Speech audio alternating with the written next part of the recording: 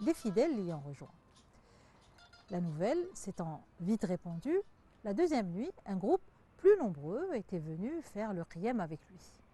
La quatrième nuit, la mosquée était tellement bondée que certains fidèles n'ont même pas pu entrer. Le lendemain, le prophète ne sortit pas de sa maison, ni le jour d'après.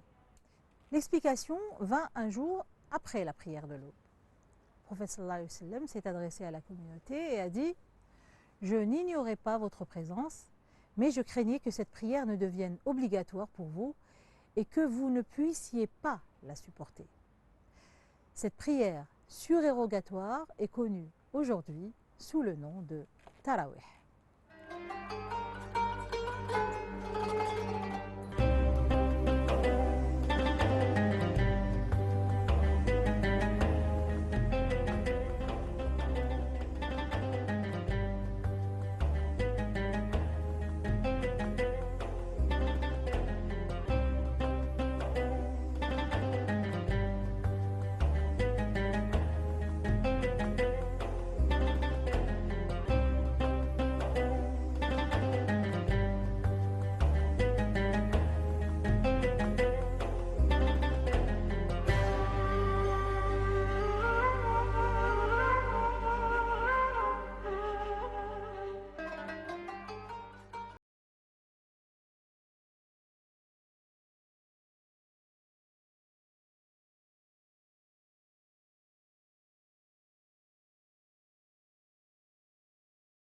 Du mois de Ramadan, après la prière de l'Aïcha, elles peuvent s'étendre jusqu'à peu avant l'aube.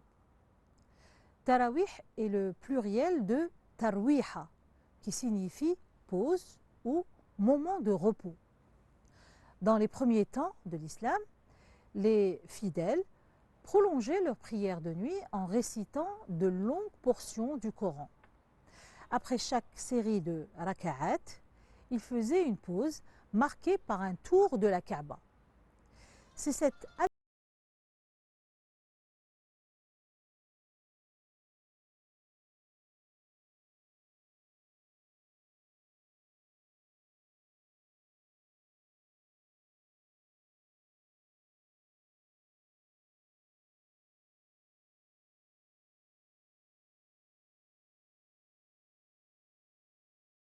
un profond apaisement. Il disait au sahabi et muezzin Bilal bin Rabah, « Ô Bilal, repose-nous, arihna » en appelant à la prière. Tarwiha dérive du verbe barawaha, qui indique une alternance entre une action répétée. Lorsque deux personnes s'alternent dans une tâche, on dit yartawihani amalan. Quelqu'un d'actif est un murawih. Si vous allez voir vos proches matin et soir, on vous dit anta tughadi wa turawih. On dit en arabe rawih al-shay'u, c'est-à-dire qu'il s'est élargi. Rawah al-shakhsu, il est retourné chez lui. Rawah ad-duhnu wa ghayyarah, il y a ajouté du parfum pour qu'il sente bon.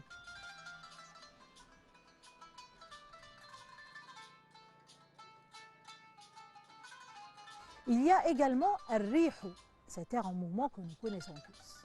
Mais al-rihu peut être aussi celui de la victoire et la domination, ou al-rihu, autorité et pouvoir. Lorsque vous avez la chance que les événements se déroulent à votre avantage, on dit wahabbat rihuk. Durant le ramadan, les bonnes odeurs se dégagent de tous les côtés. On dit yatarawwahu ta'am. Lorsque vos plantes bourgeonnent ou grandissent, vous pourrez dire aisément tarawwaha nabtu ou bien tarawwaha shajaru.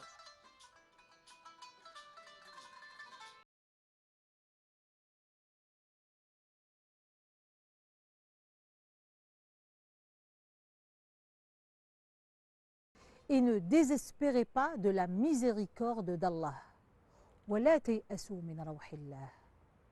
Le mot rawh dans ce verset évoque la miséricorde de Dieu.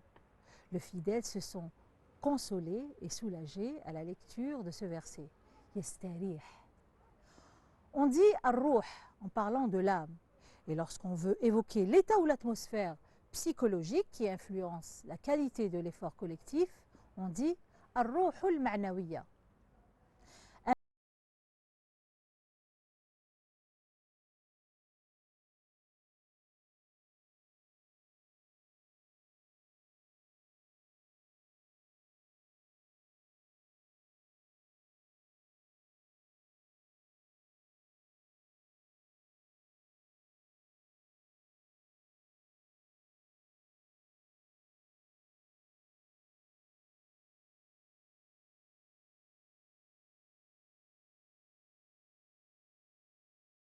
a parlé du mustarih wa mustarahun minhu, celui qui se repose et celui dont on est soulagé.